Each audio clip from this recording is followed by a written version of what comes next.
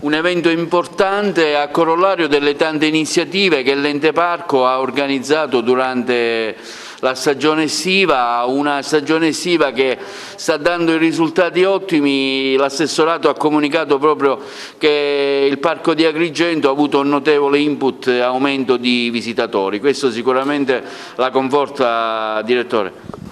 Certo, ci riempie di orgoglio, a testimonianza che il lavoro che abbiamo svolto nei mesi precedenti ha avuto i suoi frutti. Noi abbiamo avuto delle presenze numerose ad agosto che sono quasi vicine a quelle del 2019, hanno oltrepassato quelle dello scorso anno, di cui eravamo felici, circa più di 150.000 visitatori ad agosto. Settembre è iniziato bene, continua la Valla ad essere oggetto dei tanti visitatori e si sono rivisti i pullman che non si rivedevano da 2 anni.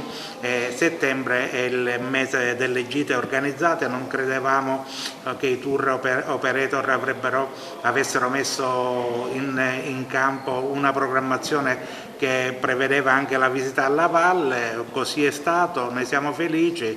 Il lavoro continua, ma continua anche il lavoro non solo negli spettacoli, ma il lavoro continuo d'approfondimento scientifico. Sono ripresi gli scavi a Porta Quinta, sono ripresi gli scavi a Giunone, fra poco inizieranno i 2 grossi cantieri del santuario rupestre e della musealizzazione del Tempio di Zeus.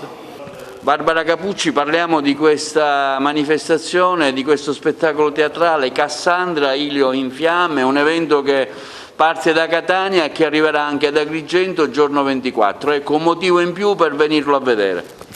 Allora, intanto volevo dire che è una mia prima produzione, perché appunto la mia associazione culturale Kairos presenta questo evento, è una mise en espace con la regia di Daniele Salvo, un regista molto apprezzato, erede di Ronconi, insomma è un cast di attori tutto di professionisti. Ovviamente è tratto dalle Troiane di Euripide, però riguarda un episodio che poi insomma ci riguarda molto da vicino, che è il dramma della guerra, le donne rese schiave, le donne col burka. Infatti, insomma, però non voglio anticipare niente, lo vedrete proprio chi verrà a vedere lo spettacolo vedrà insomma il riferimento.